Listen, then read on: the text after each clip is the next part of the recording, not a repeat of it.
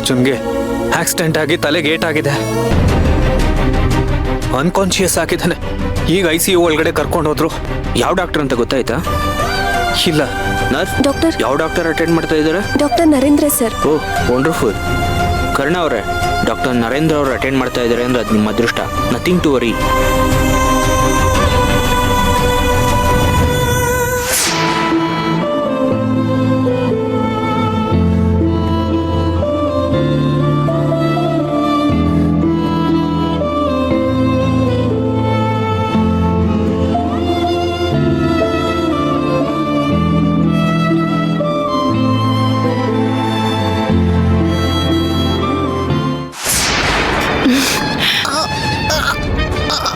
ಸಾಯಿ, ಈಗ್ಲೇ ಇಲ್ಲೇ ನೆಗೆದ್ ಬಿಸ್ ಸಾಯಿ.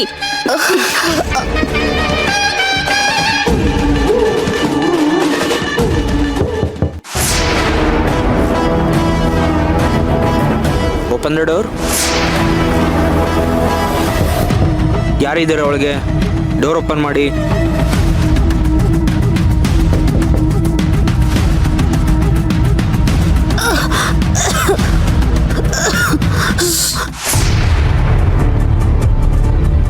ಡೋರ್ ಓಪನ್ ಮಾಡಿ. ಯಾರಿದ್ದೀರಾ ಒಳಗೆ? ಡೋರ್ ಓಪನ್ ಮಾಡಿ. ಓ ನೀವೇನ್ರಿ? ಡೋರ್ ಹಾಕೊಂಡು ಏನ್ ಮಾಡ್ತಾ ಇದ್ದೀರಾ? ಅದು ನರ್ಸ್ನ ನೋಡ್ಕೊಂಡು ಮಾತಾಡ್ಕೊಂಡು ಹೋಗೋಣ ಅಂತ ಬಂದೆ. ಐ ಮೀನ್ ಮಾತಾಡ್ಸಕ್ ಟ್ರೈ ಮಾಡ್ತಿದ್ದೆ. ಹಾಗೆಲ್ಲ ಕ್ಲೋಸ್ ಮಾಡ್ಕೊಂಬಾರ್ದು ರೀ. ನಿಮಗೆ ಗೊತ್ತಿದೆ ಅಲ್ವಾ? ಎಲ್ಲಿ ದಾರಿ ಬಿಡಿ. ಹಾ.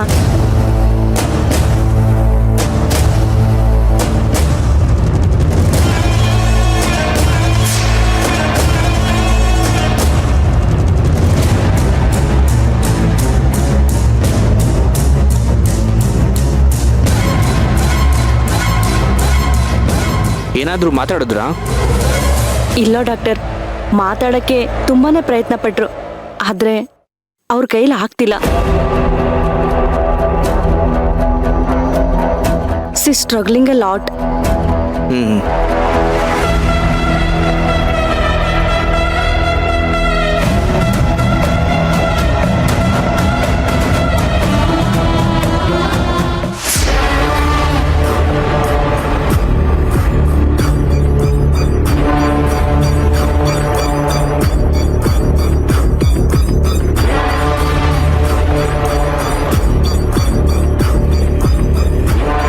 BP ಸಿಕ್ಕಾಪಟ್ಟೆ ಹೈ ಆಗಿದೆ. ಏನಾಯ್ತು?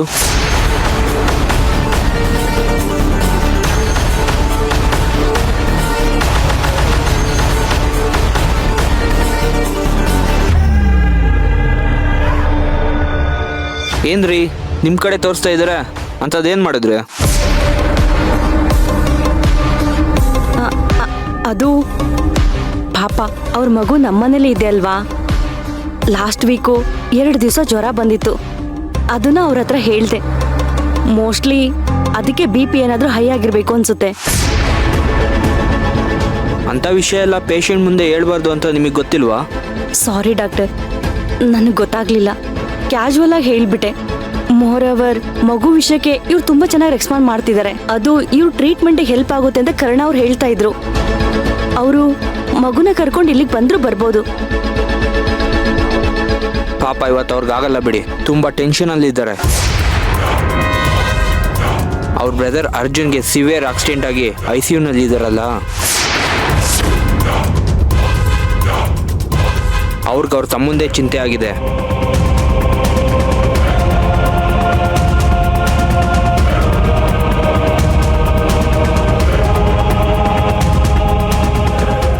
ಅರ್ಜುನ್ಗೆ ಆಕ್ಸಿಡೆಂಟಾ? ಅವನು ಇದೇ ಹಾಸ್ಪಿಟಲ್ ಇದ್ದಾನಾ? ಗೊತ್ತೇ ಆಗ್ಲಿಲ್ವಲ್ಲ ನನಗೆ. ಅವನಿಗೆ ಅದೇನಾದ್ರೆ ನನಗೇನು? ನನಗಿವಾಗ ಇವಳಿಂದ ಸತ್ಯ ಬಾಯ್ ಬಿಡ್ಸೋದು ಮುಖ್ಯ.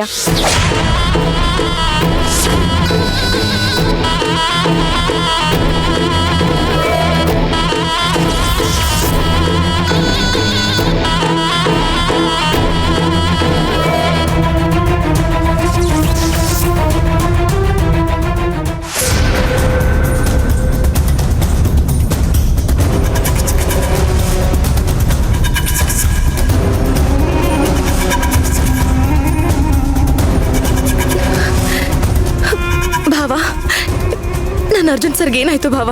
ನಿಮ್ಮ ಅರ್ಜುನ್ ಸರ, ನೀವು ಅವನನ್ನ ಬಿಟ್ಟು ಯಾವ್ದೋ ಕಾಲ ಆಯ್ತು. ಈಗ ನಿಮ್ಗೂ ಅವನಿಗೂ ಯಾವುದೇ ಸಂಬಂಧ ಇಲ್ಲ. ಇಲ್ಲಿಗೇನಕ್ಕೆ ಬರಕ್ ಹೋದ್ರಿ?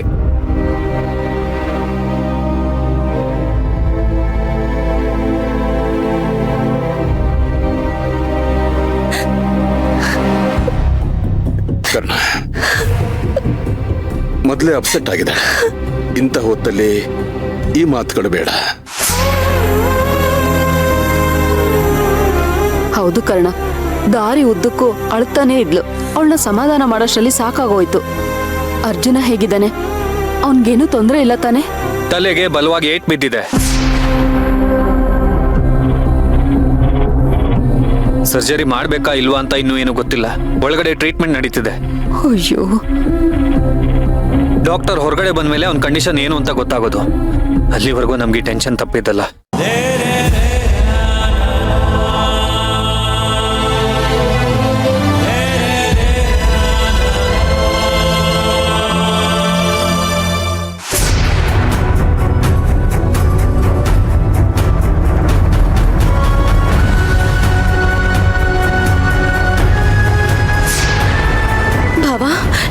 ಏನಿದು ಬ್ಲಡ್ ತಗೊಂಡು ಹೋಗ್ತಿದಾರಲ್ಲ?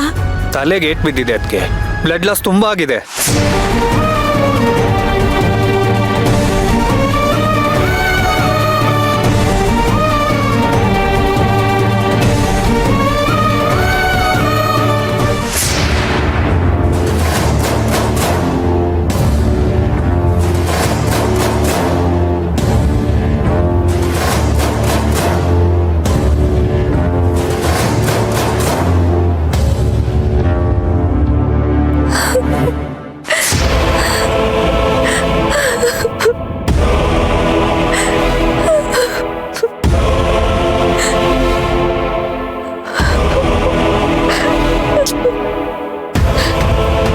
ಮೀರಾ, ಕಮಾನ್, ನೀನು ಅಳೋ ಥರ ಏನೂ ಆಗಿಲ್ಲ.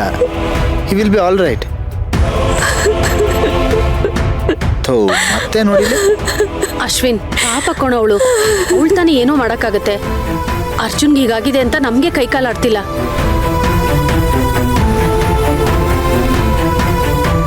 ಅಂಥದ್ರಲ್ಲಿ ಅವನ್ನ ಮದ್ವೆ ಮಾಡ್ಕೊಳಕ್ ಹೊರಟಿರೋಳು ಇವಳು. ಇವಳಿಗೆ ಹೇಗಾಗ್ಬೇಡ ಹೇಳು?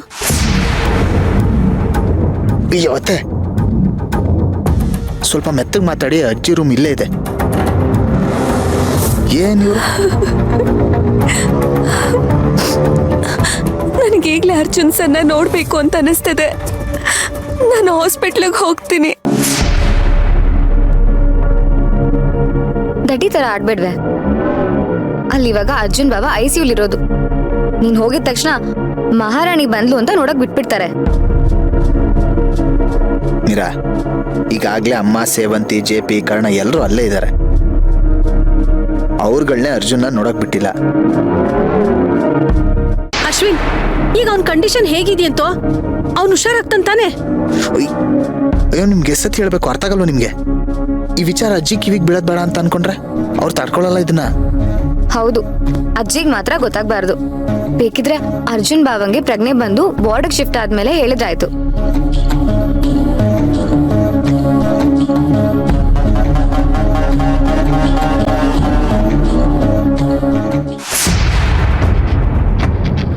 ಹೌದಾ?